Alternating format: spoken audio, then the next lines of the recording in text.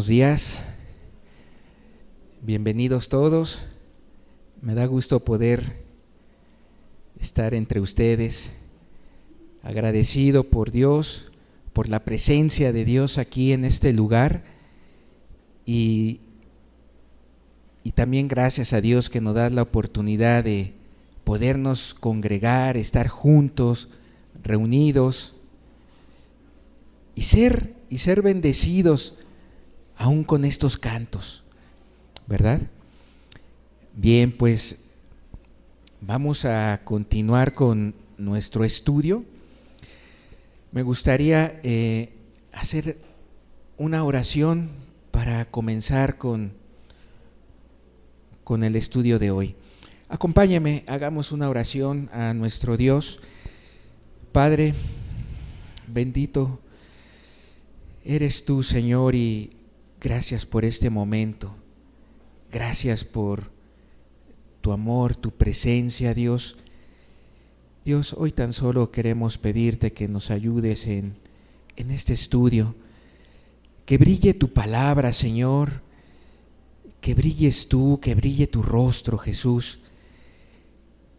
Padre, queremos aprender más de ti. Queremos escucharte. Nuestro corazón te necesita, Señor. Padre, ayúdanos, que sea tu Espíritu Santo entre nosotros, en el nombre de Jesús. Amén.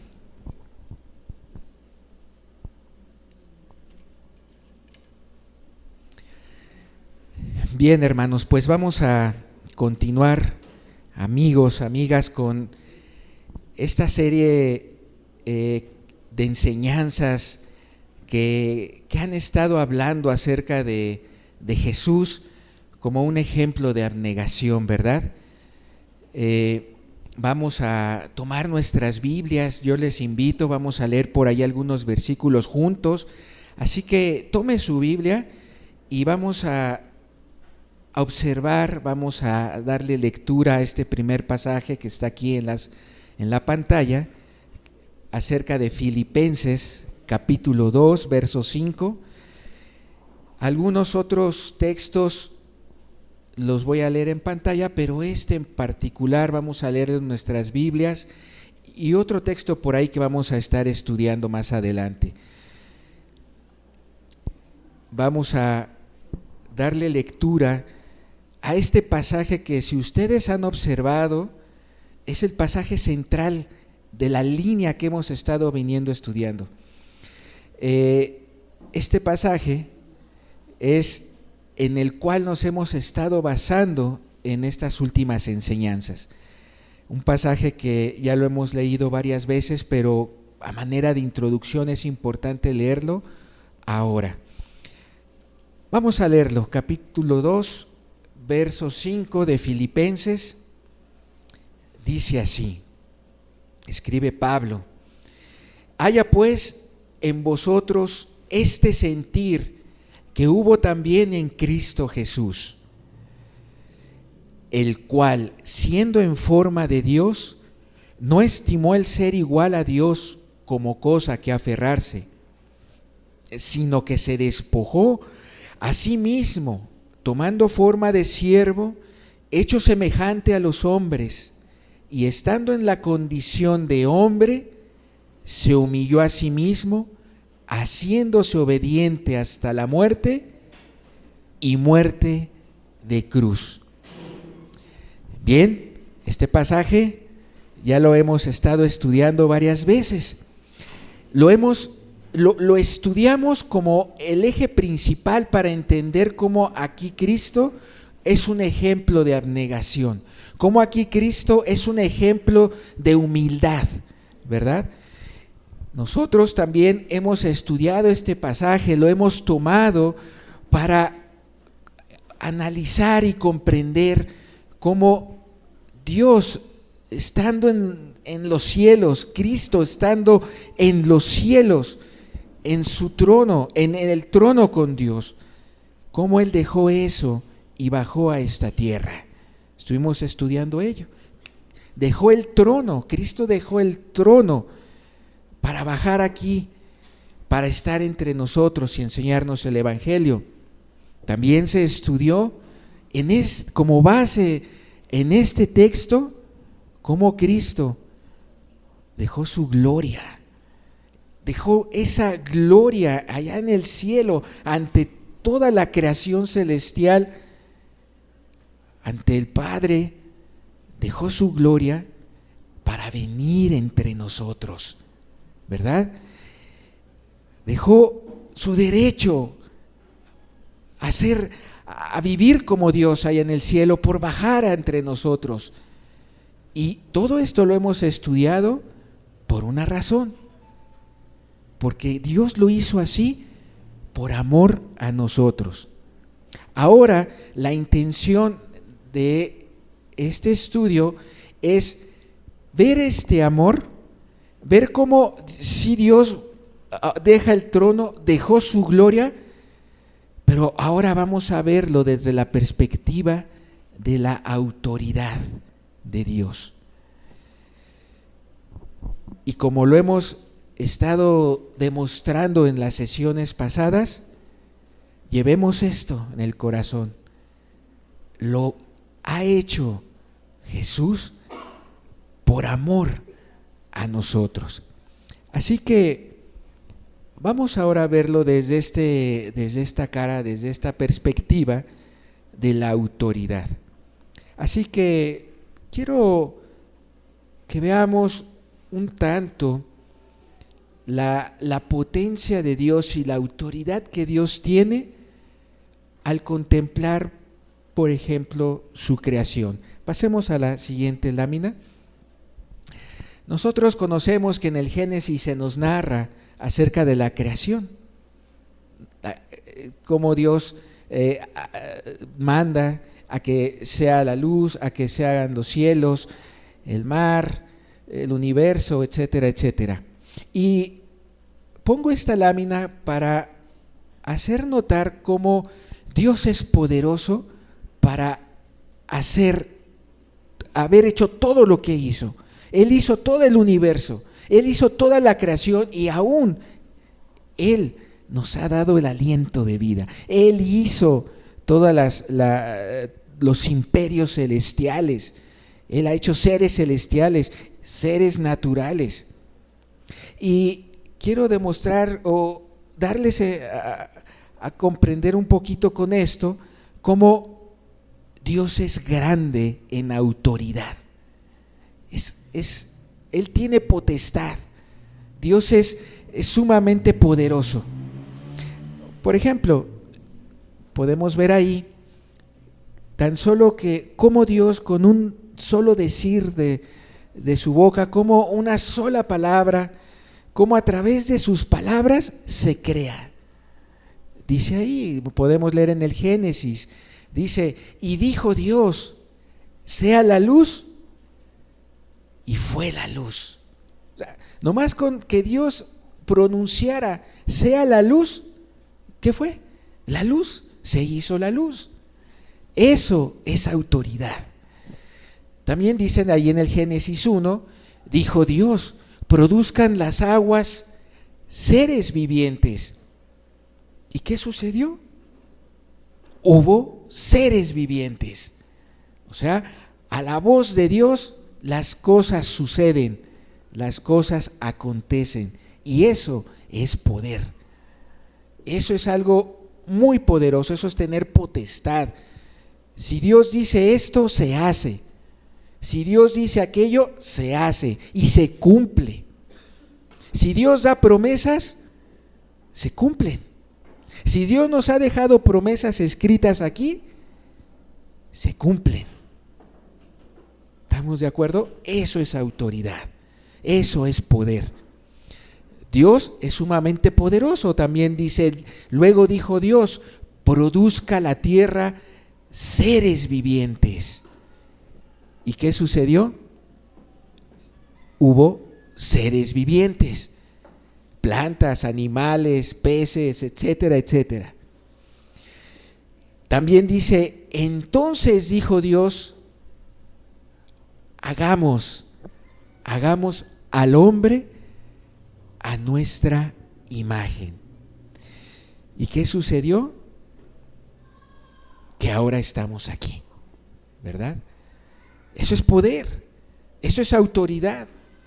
Y aquí quiero señalarles algo. Observen cómo en el Génesis está escrita la palabra hagamos en plural. ¿Quién es ese hagamos? ¿Quién es? Pues es Dios Padre, Dios Hijo y Dios Espíritu Santo. Aquí está reflejado. O sea, aquí está Cristo incluido. Y Cristo incluido aquí es precisamente lo que nos describe Filipenses 2, que fue quien bajó, quien se decidió voluntariamente a estar entre nosotros. ¿Estamos de acuerdo? Bien, esto es poder, esto es autoridad. Nos dio la vida, nos formó, Dios nos formó.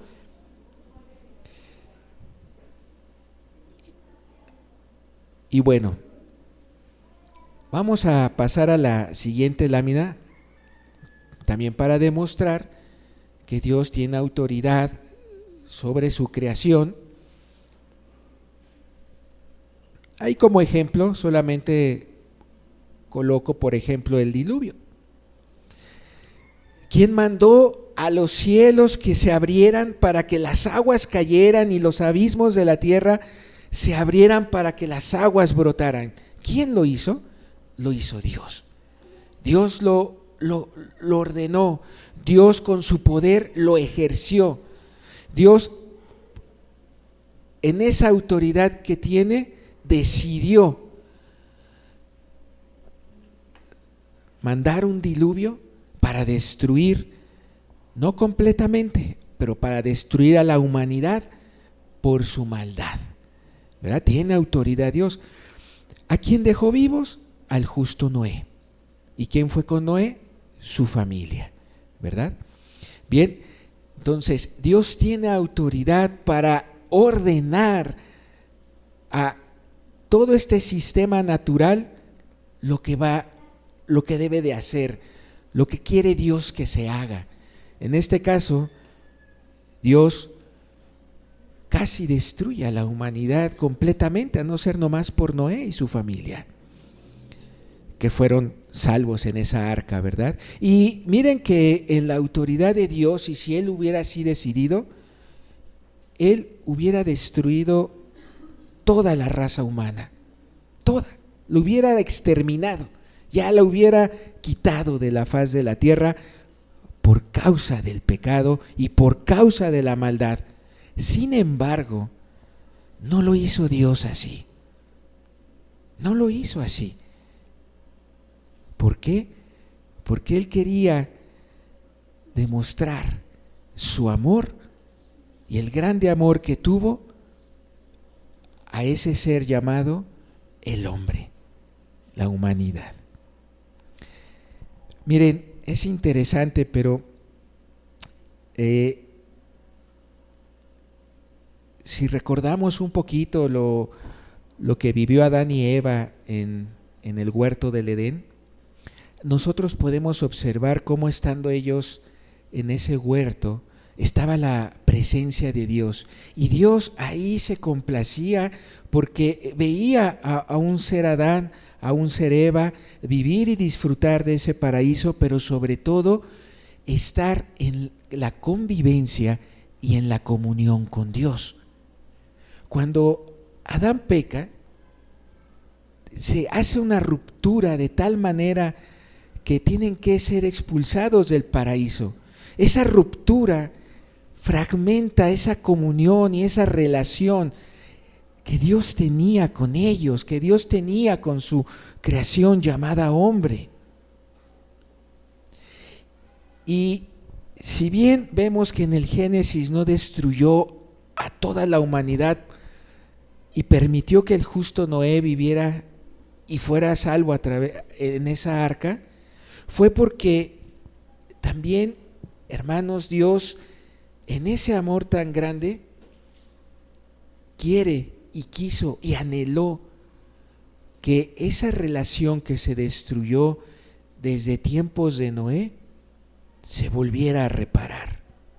No dejarlo así, nada más, pues se quebró, salió Noé, Eva del paraíso y pues hay que mueran. No. Uno de los propósitos de Dios más grandes que ha tenido Él es querer reparar esa relación que tenía con Adán y Eva dentro del paraíso, quererla reparar ahora entre nosotros, ante esta humanidad. La quiso reparar en los tiempos de Noé, pero el hombre en su corazón, de verdad, que desviado hacia lo malo, se perdió, pero hubo uno que sí entendió el querer seguir a Dios, el querer amar a Dios, el querer obedecer a Dios. De igual manera, después se lleva, crece, nace una nueva generación con Noé, se sigue la humanidad y vemos también cómo Dios en su autoridad y también por causa del pecado, por causa de, como dice la Escritura, el pecado en ellos, en esas personas, en esa humanidad, se agravó y se agravó en extremo, de tal manera que la tierra ya no soportaba la maldad que se había generado y por ello Dios destruye a Sodoma y a Gomorra. Él así lo determinó porque es su autoridad, Él tiene potestad para hacerlo. Él no permite el pecado. Destruyó a esa generación de Noé, pero después destruye a estas ciudades. Sin embargo, Dios ya no quiso destruir a la humanidad nuevamente. ¿Por qué? Porque Él sigue teniendo su anhelo de querer restaurar esa comunión, esa cercanía, esa presencia de su espíritu en el ser humano, como la tenía Adán y Eva. La quiere restaurar. Cierto, estamos fuera de un paraíso, estamos fuera de un cielo, estamos en este planeta, estamos en esta tierra. Pero Dios nos ha demostrado y nos está hablando y nos está diciendo a través de Filipenses 2 lo que Él ha hecho, lo que Él de verdad ha permitido a través de Jesucristo para que esa relación, esa comunión se vuelva a establecer como era antes. ¿Estamos de acuerdo en ellos? Sí se va comprendiendo y coloqué ahí un texto que viene en Daniel, en el capítulo 4, en el verso 35, y dice, y él hace según su voluntad en el ejército del cielo y en los habitantes de la tierra, y no hay quien detenga su mano y le diga, ¿qué haces? Bueno, este texto lo coloco para que podamos tener presente que la autoridad de Dios es sobre todo el universo. Ejércitos del cielo, potestades de allí, de acá. Dios tiene autoridad sobre todos ellos. Y nadie detiene su mano. Cuando Él dice algo, nadie detiene su mano. ¿Sale? Nadie le pregunta, ¿qué haces? No. ¿Quién se podrá atrever a preguntar algo hacia Dios? Es Dios, soberano. Él dio la vida, Él quita la vida. Bien.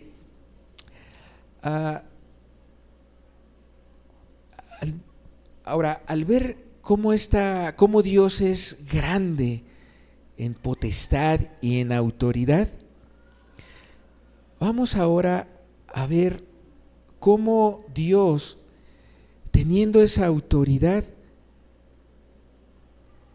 permitió que Cristo viniera acá a la tierra Y en algunos momentos, sí, Cristo ejerció autoridad para bien de las personas, para bien de la humanidad. Cuando nosotros leemos en los evangelios que Cristo quita demonios a las personas, cuando vemos nosotros que Cristo sana a los enfermos, le da vista a los ciegos, bueno, eso es autoridad. Es una autoridad que Cristo ejerció aquí en la tierra para bien de la humanidad, para darle testimonio a la humanidad de que Él era el Hijo de Dios, de que Él es el Hijo de Dios y que se estaba cumpliendo lo que decían los profetas, como lo veíamos en otra ocasión, y que es precisamente lo que Pablo escribe aquí en Filipenses, que Él, siendo Dios, bajó del cielo, tomó forma de hombre para estar entre nosotros. Y esta grande autoridad y potestad que tiene Dios, y que por ende tiene Cristo, en otros momentos no la ejerció como tal por amor de nosotros. Así como Él dejó su gloria temporalmente en tanto estuvo aquí en la tierra, cuando Él dejó su gloria que tenía allá en los cielos, el trono, también Él por algunos momentos dejó de su autoridad para hacernos bien a nosotros. Y es lo que quiero ver un poquito con los siguientes textos. Miren, veamos la siguiente lámina y vamos a revisar este texto que viene en Mateo capítulo 26. Acompáñenme, por favor. Vamos a leerlo directamente en la Biblia, no lo traigo en la pantalla. Vamos a abrir Mateo capítulo 26 y vamos a leer este pasaje, esto que aquí acontece.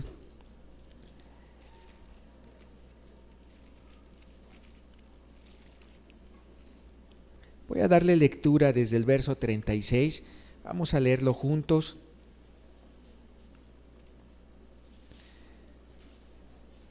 Este evento se da prácticamente en los días finales de Jesús, porque ya para esto a Cristo ya lo querían apresar, ya lo estaban buscando, ya discípulo suyo que tenía Judas Iscariote, ya había negociado, ya había hecho el trato con los sacerdotes, con el sumo sacerdote y toda esta comité de fariseos, etcétera, ya lo había traicionado desde su corazón. Y bueno, prácticamente son los últimos el último acontecimiento que acontece antes de que Cristo sea capturado. Así que leamos el verso 36 de este capítulo y dice así: Entonces llegó Jesús con ellos a un lugar que se llama Getsemaní y dijo a sus discípulos: Sentaos aquí entre tanto que voy allí y oro. Y tomando a Pedro, a los dos hijos de Zebedeo, comenzó a entristecerse y angustiarse en gran manera. Entonces Jesús les dijo: Mi alma está muy triste hasta la muerte, quedaos aquí y velad conmigo. Y yendo un poco adelante, se postró sobre su rostro orando y diciendo: Padre mío, si es posible, pase de mí esta copa, pero no sea como yo quiero, sino como tú. Vino luego a sus discípulos y los halló durmiendo, y dijo a Pedro: ¿Así que no habéis podido velar conmigo una hora? Velad y orad para que no entréis en tentación.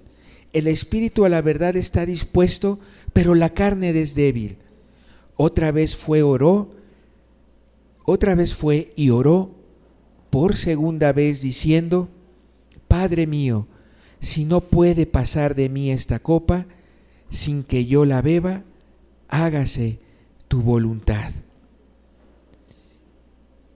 Y bueno, ya después continúa, que vuelve a regresar con sus discípulos y los ve cansados, ¿verdad? Pero quiero detenerme en este verso, en el número 42. Obsérvelo, léalo detenidamente. Dice así: otra vez fue y oró por segunda vez, diciendo: Padre mío. Padre mío es lo mismo que decir Abba Padre, como lo expresa en el Evangelio de Marcos, lo expresa con esas palabras: Padre mío, Abba Padre, ¿verdad? Si no puede pasar de mí esta copa, sin que yo beba, hágase tu voluntad. ¿Qué podemos ver en este texto en particular? Podemos ver a Cristo orando en este momento, pidiéndole a Dios que si podía librarlo de todo el mal que le iba a venir por delante. Cristo, podemos ver aquí en este texto que está muy afligido.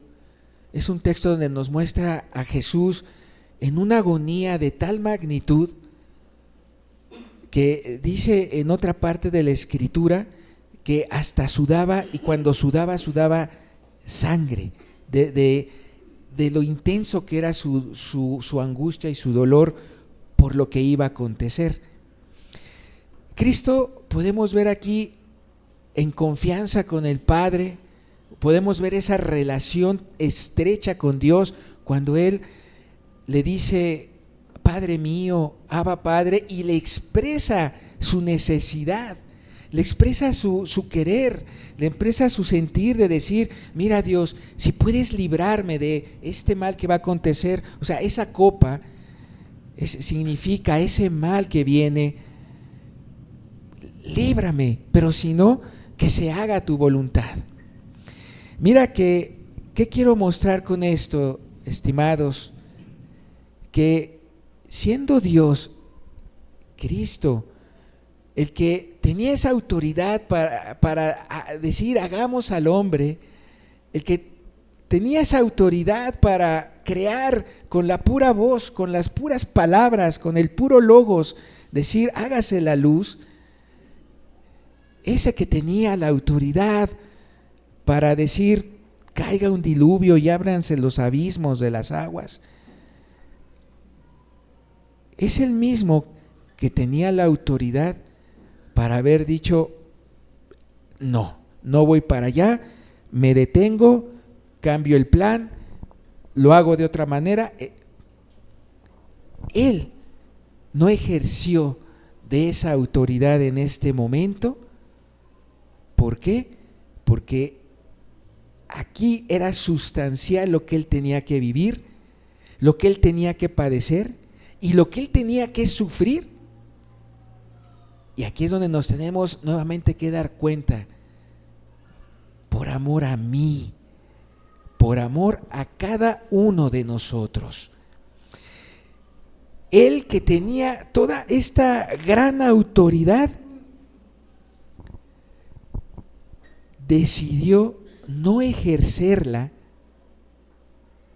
para vivir lo que iba a venir, con tal de ganar la salvación para nosotros. Qué interesante, ¿verdad? Qué interesante. Y eso es lo que nos refleja Filipenses 2. Sí, nos refleja amor porque dejó su trono, nos refleja amor porque dejó su gloria, pero también nos refleja amor porque en eventos como este no ejerció su autoridad y siguió adelante con la voluntad del Padre, pese a que Él le había dicho: Padre, si es posible, aparta de mí esta copa. Jesús sabía qué es lo que venía. ¿Qué venía por delante? Venía un padecer, venía como ya nosotros conocemos, burlas para con él, venían que lo capturaran, venían que lo azotaran, venía que se burlaran en él en una cruz, venía que le quitaran sus ropas, venía que le escupieran. Todo eso venía adelante. Él pudo haber decidido no sufrirlo y no padeciendo, siendo el Rey de Gloria. ¿Por qué padecer eso? ¿Por qué dejarse escupir por un soldado romano? Pero sin embargo, no ejerció su autoridad para ganar ante el Padre esa salvación, y que el hombre, que cada uno de nosotros, usted y yo en lo particular, pudiéramos obtener ese privilegio de volver a tener la comunión con el Padre, como la tenía Adán y como la tenía Eva.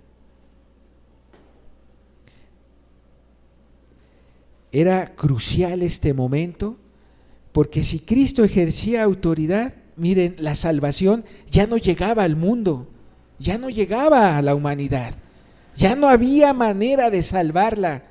Iba a morir en sus pecados, iba a morir en sus delitos. Y Dios no quería eso. Dios no quiere eso. Dios no quiere que la humanidad se vaya a un infierno. Era crucial este momento, porque Cristo aquí, gracias a que Él se abstuvo, no ejerció en ese momento su autoridad.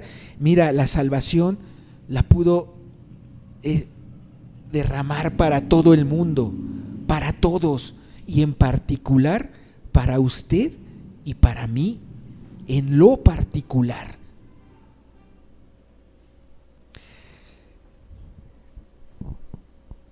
Él entiende en este momento que la voluntad de Dios es que Cristo siguiera adelante, se llenara de fuerza de parte del Padre en esa comunión con el Padre para seguir adelante y enfrentar lo que tenía que enfrentar.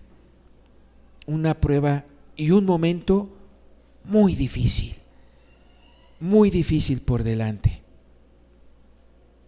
A veces me pregunto, ¿qué cosas tan difíciles nosotros hoy en día estamos viviendo que sufrimos, que podemos padecer comparado con lo que Cristo iba a padecer aquí? Yo creo que si hoy padecemos, si hoy sufrimos situaciones, debemos de aprender algo aquí de Jesús: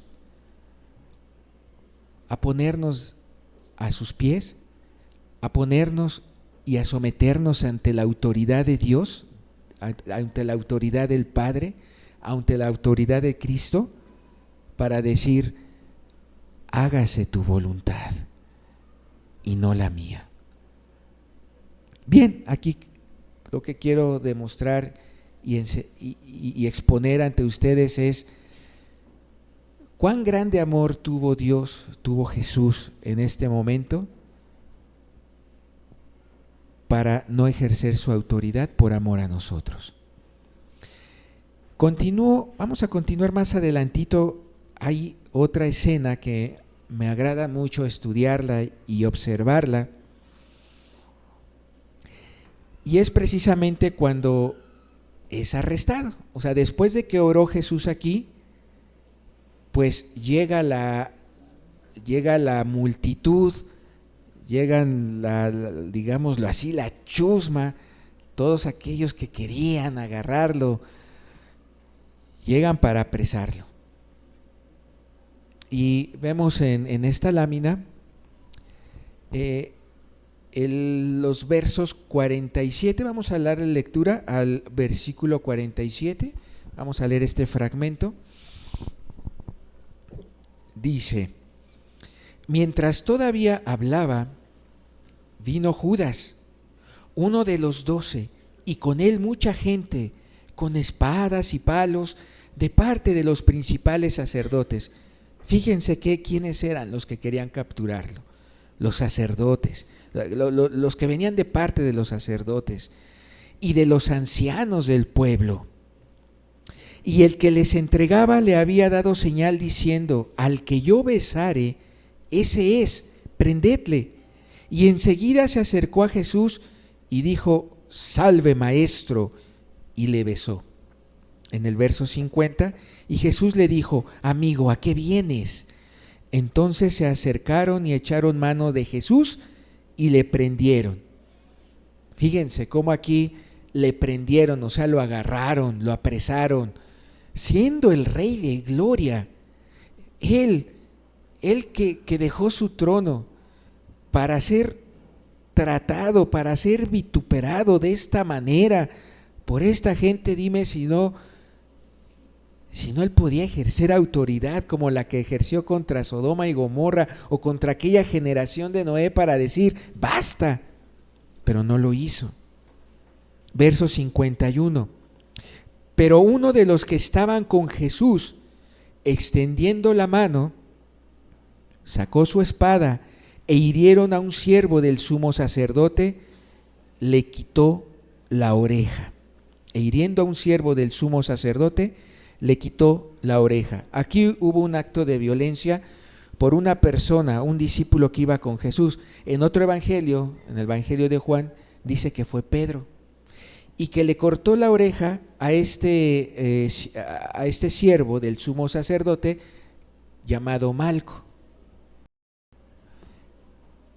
Fíjense cómo la reacción de Pedro es sacar su espada y cortarle la oreja, o sea, enfrentarse con violencia, enfrentarse carnalmente tratando de defender a Jesús, pero no entendía Pedro en este caso que Jesús venía a salvar al mundo, y para que el mundo fuera salvo por él, Jesús, por amor a la humanidad, por amor a nosotros, tenía que dejar de ejercer en ese momento esa autoridad, como leímos en Daniel, ¿verdad? Esa autoridad que tenía sobre las potestades celestiales aún.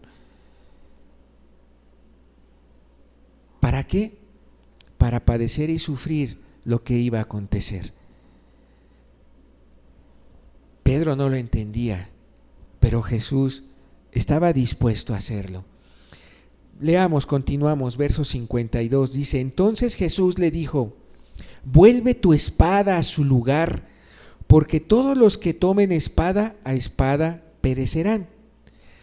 ¿Acaso piensas? Fíjense en esta pregunta, observen en el verso 53. ¿Acaso piensas que no puedo ahora orar a mi Padre y que Él no me daría más de 12 legiones de ángeles? Díganme si eso puede hacer Jesús. Claro que lo podría hacer, Él mismo lo está diciendo: Pedro, guarda esa espada. ¿Acaso no sabes que yo puedo pedirle a Dios, a mi Padre, legiones de ángeles, y ahorita en estos momentos vienen y me defienden? No necesito de espadas, no necesito de tu violencia, no necesito de tu carnalidad. No, en las cosas espirituales el camino por perfección es el amor. Y tan el amor que en otro evangelio, Cristo no deja a Malco con la oreja ahí cortada, se la sana. Le sana la oreja a Malco. Fíjense, el que lo va a apresar, le sana la oreja a quien lo va a apresar. Ese es el camino del amor y ese es el camino del cristianismo. ¿Pero por qué? Cristo entendía en lo profundo qué iba a acontecer y que Él tenía que abstenerse en este momento de esa autoridad para que se cumpliera lo dicho por los profetas y hubiera salvación en la humanidad. Continuemos leyendo ahí en el verso 54. Pero ¿cómo entonces se cumplirían las escrituras de que es necesario que así se haga? es parte de la pregunta que estaba haciendo Jesús a Pedro, ¿verdad? Claro que Jesús puede mandarle legiones y pedirlas y ángeles y le van a defender, sí, pero no lo hizo Jesús. 55. En aquella hora dijo Jesús a la gente: ¿cómo contra un ladrón habéis salido con espada y con palos para prenderme? O sea, ¿cómo tratan de esa manera, como si fuera el peor de los ladrones? ¿Cómo tratan al Rey de Gloria de esa manera? Pero Jesús lo padeció, lo soportó en amor por cada uno de nosotros. Cada día me sentaba con vosotros enseñando en el templo y no me prendisteis. Y el verso 56 termina diciendo: mas todo esto sucede para que se cumplan las escrituras de los profetas. Entonces todos los discípulos, dejándole, huyeron.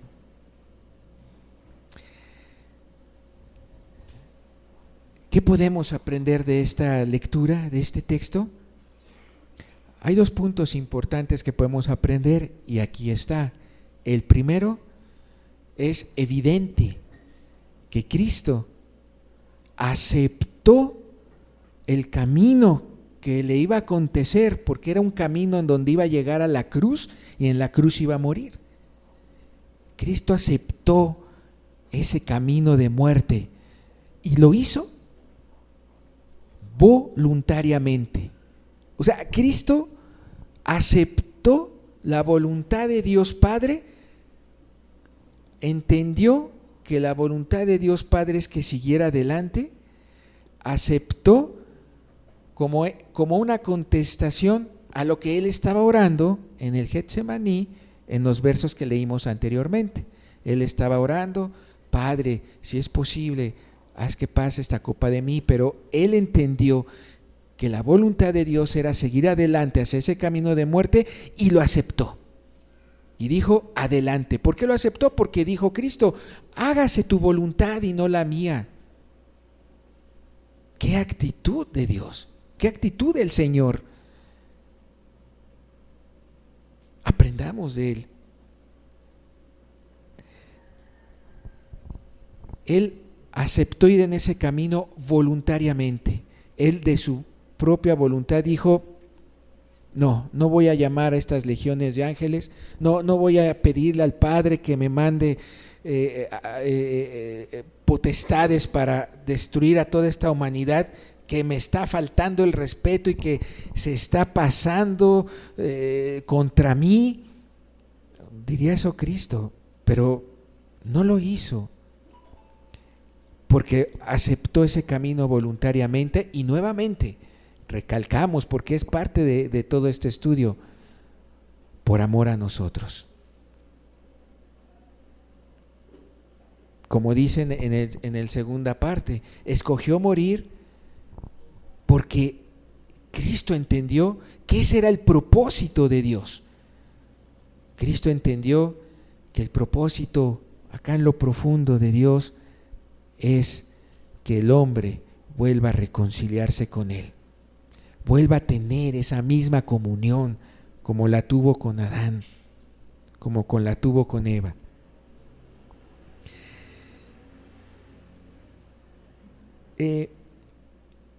De esta manera se cumple lo que ya estaba escrito por los profetas.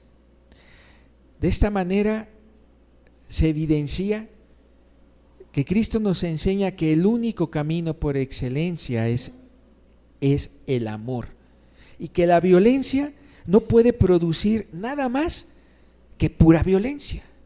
Tú actúas con violencia y recibes violencia, y ese no es lo que Dios quiere.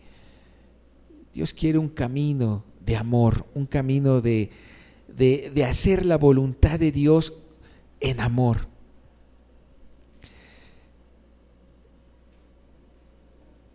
Cristo sabía y entendía que el propósito de Dios, uno de los principales propósitos de Dios, es que Cristo caminara por ese amor sacrificial para darnos la libertad, para darnos la salvación. ¿Se va entendiendo hasta aquí? ¿Sí? Es muy, muy interesante esto y muy importante. Miren, quiero compartir con ustedes un canto.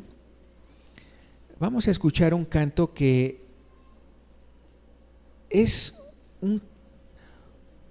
en su letra, este canto de alguna manera resume esto que hemos estado hablando. Escuchémoslo, miren, pongamos atención a su letra y reflexionemos en ello.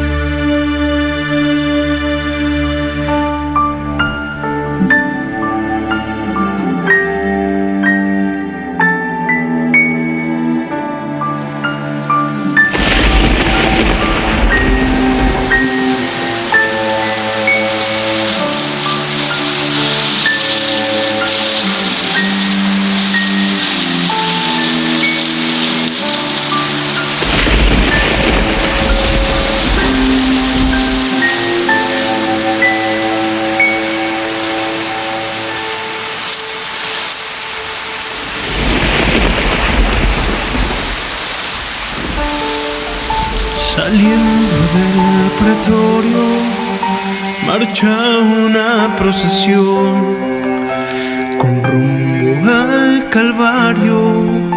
Sufriendo va un varón, la cruz sobre su espalda, llagándole está.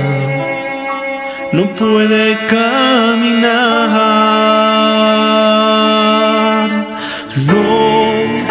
no puede dar un paso y cae sobre el camino.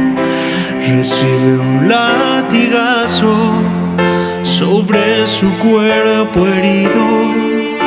No puede avanzar y solo escucha un grito: levántate, maldito.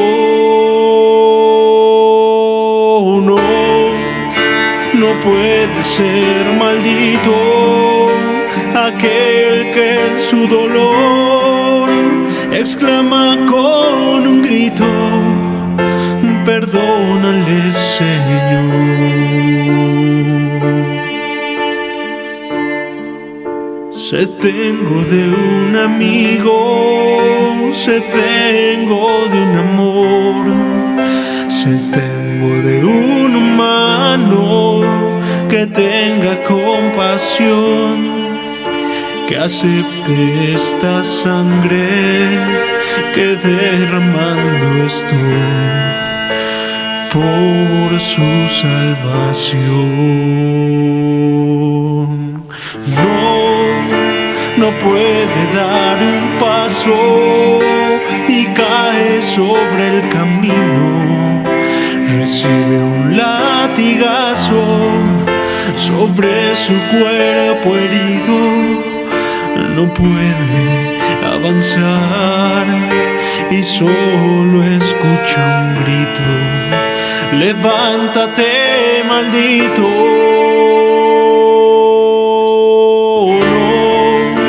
No puede ser maldito aquel que en su dolor exclama con un grito: perdónale, Señor.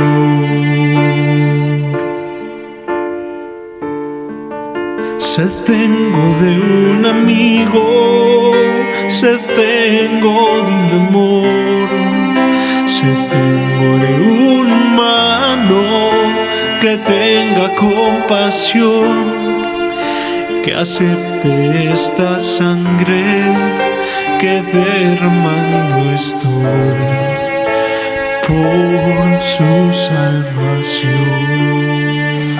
Bien, eso es a lo que se iba a enfrentar Jesús, y precisamente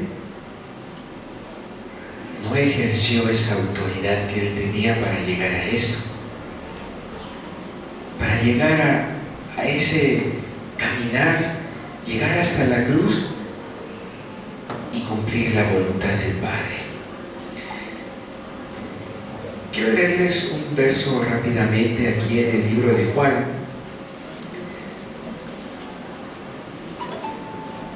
Cristo lo que hizo fue hacer la voluntad de Dios y someterse a la voluntad de Dios.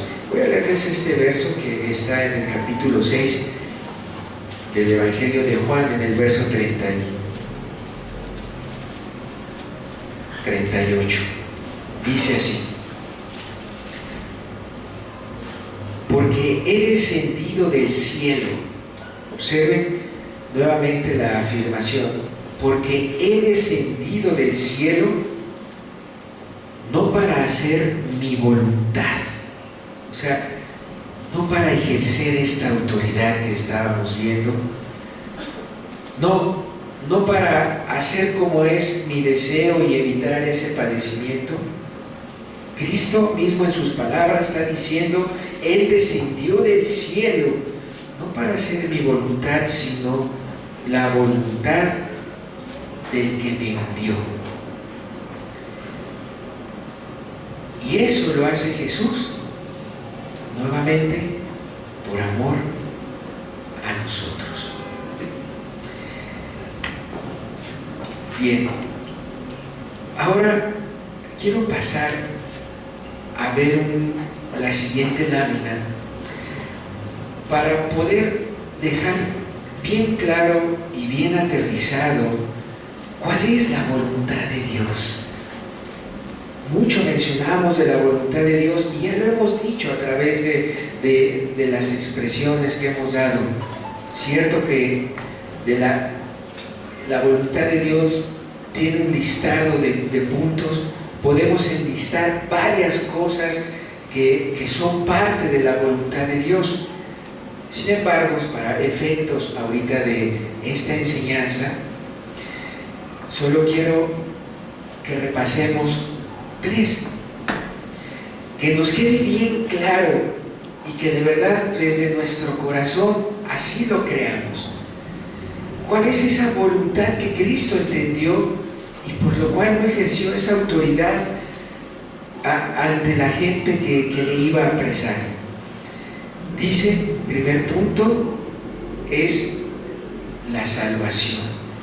Dios quiere la salvación para cada uno de nosotros. En el verso que viene ahí, que está en el libro de Segunda de Pedro, en el capítulo 3, en el verso 9, dice: el Señor no retarda su promesa, según algunos la tienen por tardanza, sino que es paciente para con nosotros, no queriendo que ninguno perezca. Fíjense la voluntad de Dios, lo que está escrito y lo que señala Pedro en esta epístola. Sino que Dios es paciente para con nosotros, ha tenido mucha paciencia para con nosotros, no queriendo que ninguno perezca, sino que todos procedan para arrepentimiento. Y cuando una persona se arrepiente y cree en Jesús, esa persona conoce su salvación.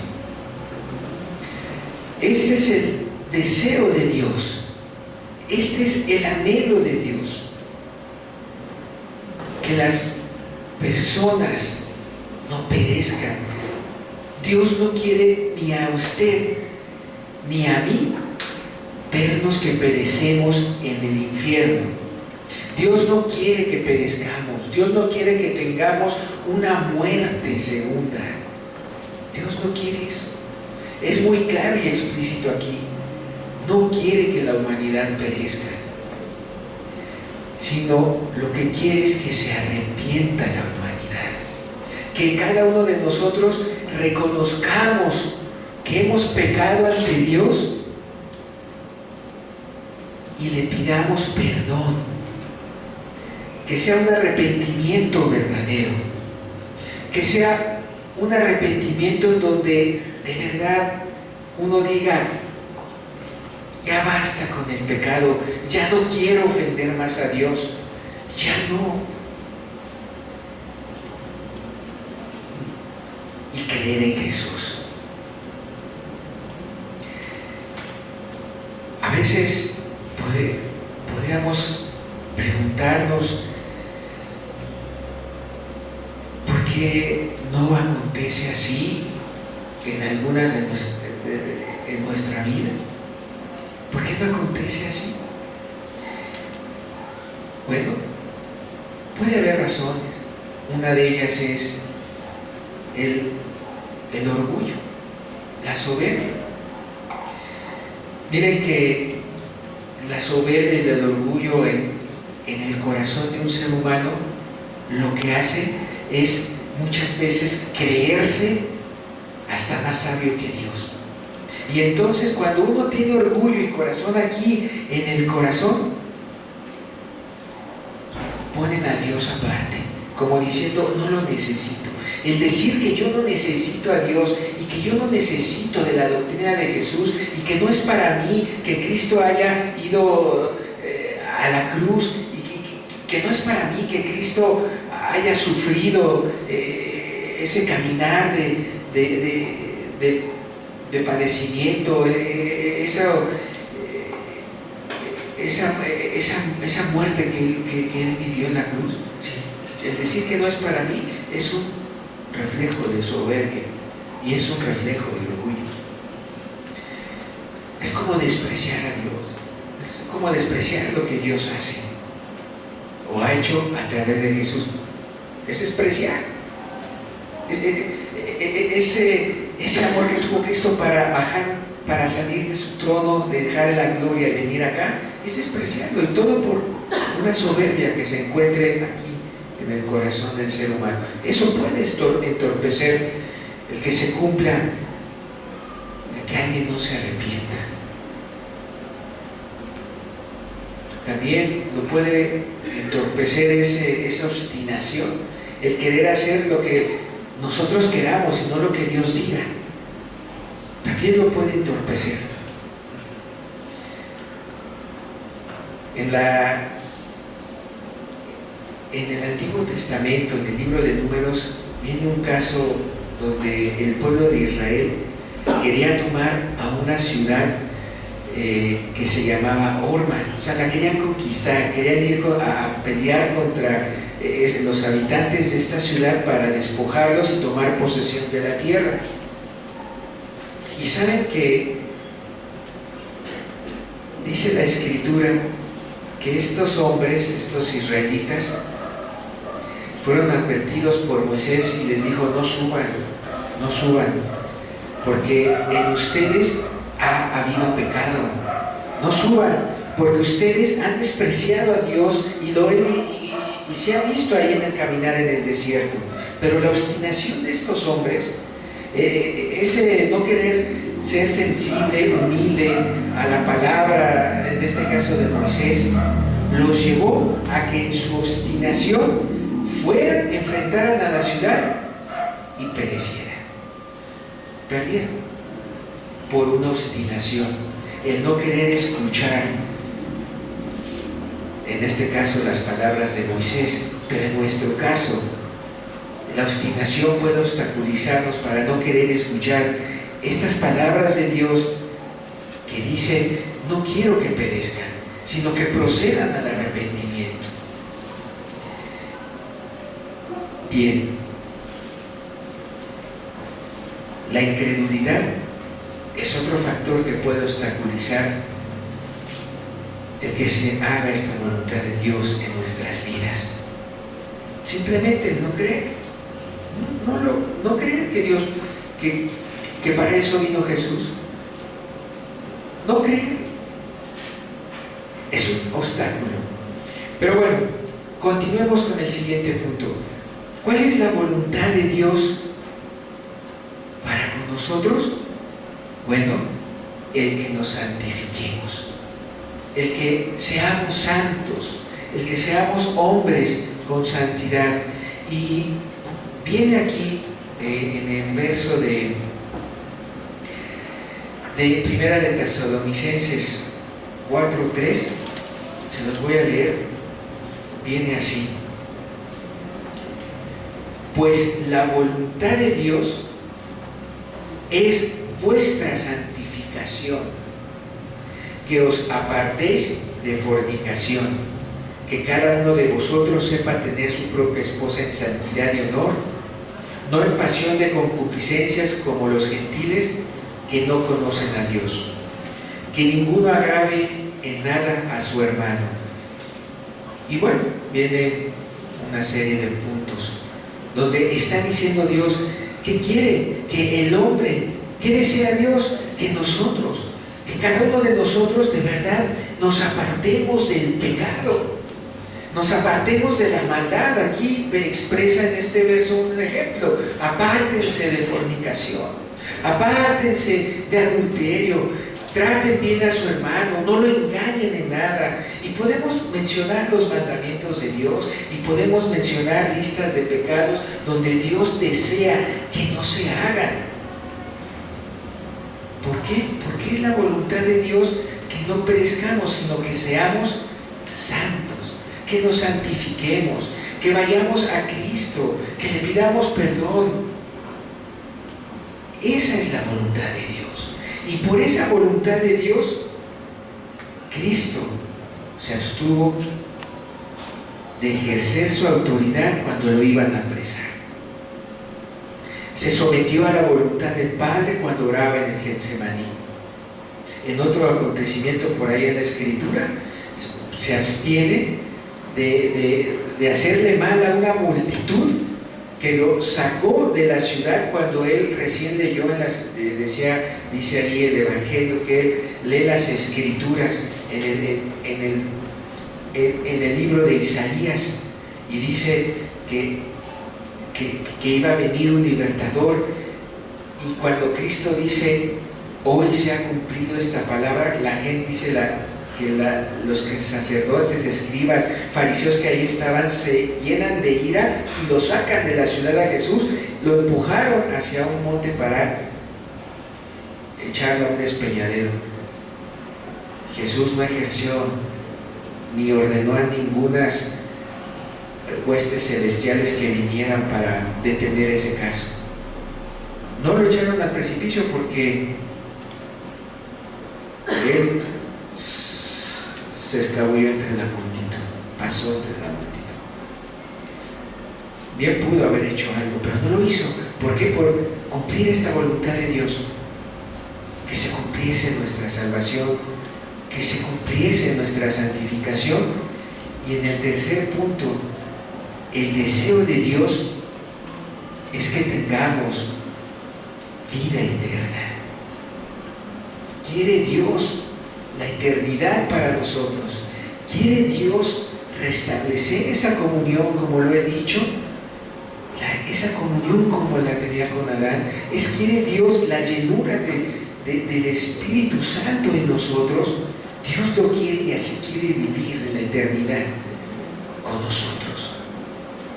Es el deseo. Miren, leámoslo ahora allí en el libro de Juan, en el capítulo 6, verso 39. Vamos a leerlo. Dice así: y esta es la voluntad del Padre que me envió, que de todo lo que me diere no pierda yo nada, sino que lo resucite en el día postrero. Fíjense las palabras de Jesús. En algunas de sus Biblias vienen marcadas en rojo. ¿Cuál es la voluntad del Padre? Que de todo lo que le ha dado a Jesús, o sea, de todas esas personas que caminaron con Jesús, que todas esas personas que vivimos después, años después de la muerte de Jesús, de que todas esas generaciones que somos nosotros, 2000 años después de Cristo, dice aquí, no se pierda nada, no se pierda, sino que lo resucite en el día postrero. Dios quiere vernos resucitados, dirá la Escritura en una parte. Todos aquellos que murieron en Cristo Jesús, sus cuerpos serán renovados, nuestros cuerpos serán cuerpos nuevos, cuerpos totalmente transformados. Resucitaremos con Él, estaremos con Él en el cielo, estaremos con Él en la eternidad, y ese es el deseo de Dios, y quiere verlo cumplido en cada uno de nosotros. ¿Qué más dice en el verso 40? Y esa es la voluntad del que me ha enviado, que todo aquel que vea al Hijo y cree en Él tenga vida eterna, y yo le resucitaré nuevamente en el día postrero. ¿Cuál es la voluntad aquí de Dios?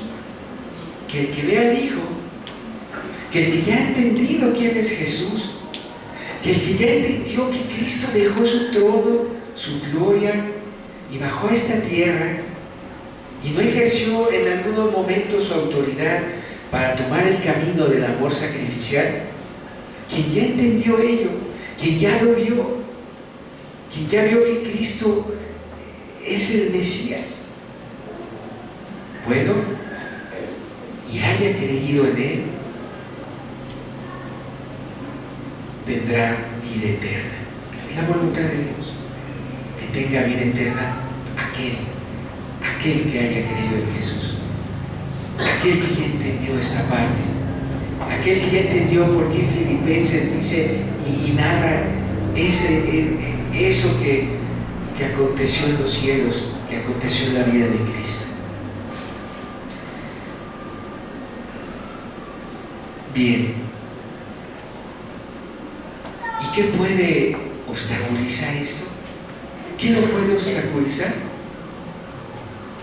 Un corazón malvado, un corazón duro, un corazón incrédulo, un corazón como aquel corazón que describía Jeremías, el profeta, aquel corazón que señaló Jeremías cuando él decía que ese pueblo no se inclinó ni oyó las palabras de Dios.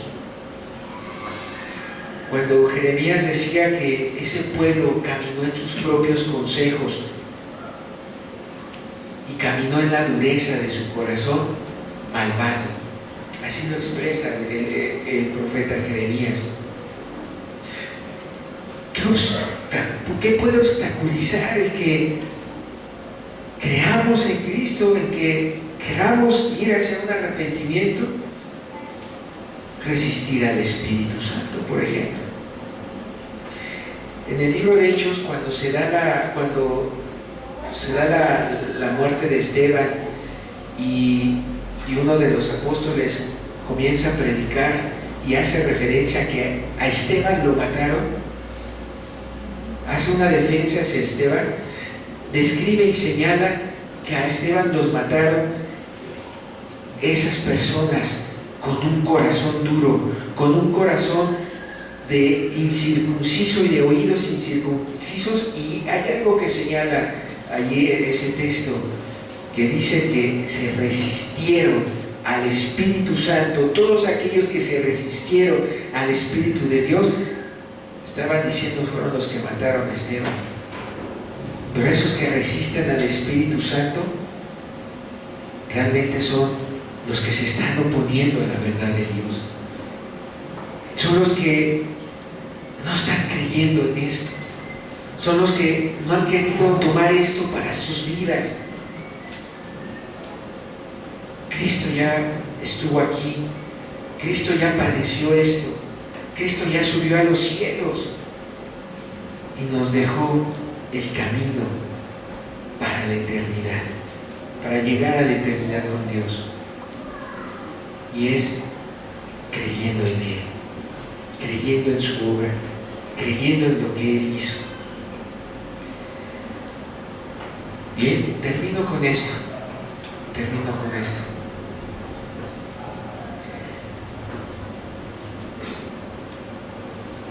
Cuando Adán pecó en el Edén, es semejante a una vasija que estaba muy bien fabricada, muy bien hecha, una vasija que no tenía ninguna quebradura. Imagínate una vasija que puede contener el líquido bien, pero cuando Adán peca, esa vasija se quiebra. Es lo que provoca el pecado, es lo horrible del pecado. Quiebra la relación con Dios, quiebra la comunión con Dios. Es como esa vasija que se quiebra, y cuando tú pones agua en una vasija quebrada, se infiltra, se pierde el agua, se pierde el líquido. Esa vasija ya rota, ya quebrada, no podía más contener ni ser llena del Espíritu de Dios. Por eso Adán es retirado del paraíso. Ya no puede contener la presencia de Dios. La vasija está rota. Y la única manera de que esa vasija pudiera ser restaurada, pudiera ser renovada, pudiera quitarse las quebraduras y la ruptura de esa vasija, es a través de creer en Jesús.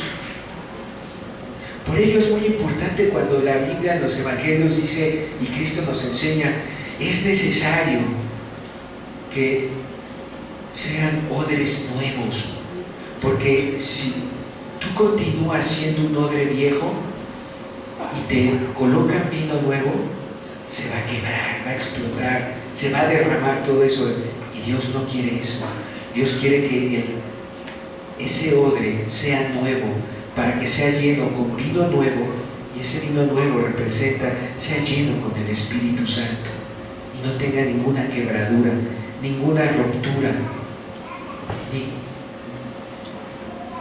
sea una vasija restaurada, nueva, para que muera el Espíritu de Dios y la comunión con Dios sea restablecida. Pero para que esa vasija sea nueva, tenemos que arrepentirnos, tenemos que creer en Jesús, tenemos que creer en su amor, tenemos que aceptar el amor que Él tuvo para con nosotros, de lo que leíamos en Filipenses 2. Dejó su trono,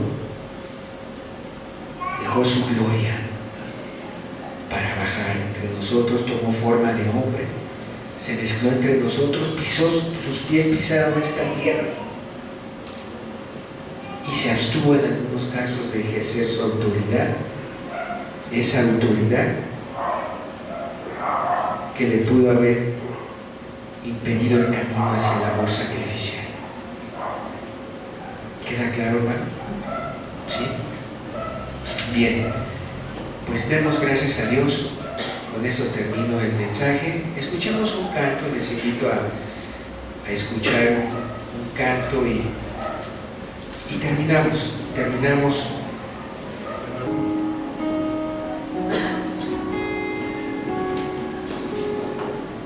Tan grande fue el amor de Dios, que hasta la cruz llegó. Tan grande fue su amor,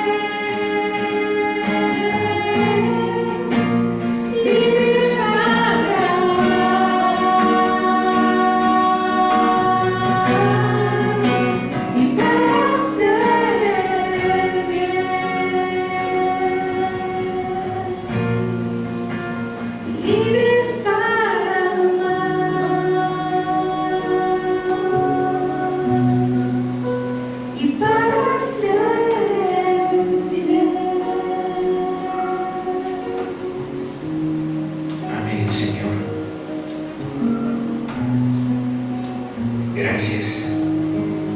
Gracias, Padre, por estas tus palabras. Gracias por la vida de Jesús. Gracias, Señor, por ser nuestro Salvador, nuestro Maestro, nuestro Redentor. Gracias por haber venido a esta tierra, Señor, y enseñarnos el camino de la verdad, el camino del amor. Gracias porque eres un ejemplo de abnegación, Señor, ante el Padre. Gracias por dar tu vida por nosotros, Jesús. Bendito sea tu nombre, Dios amado.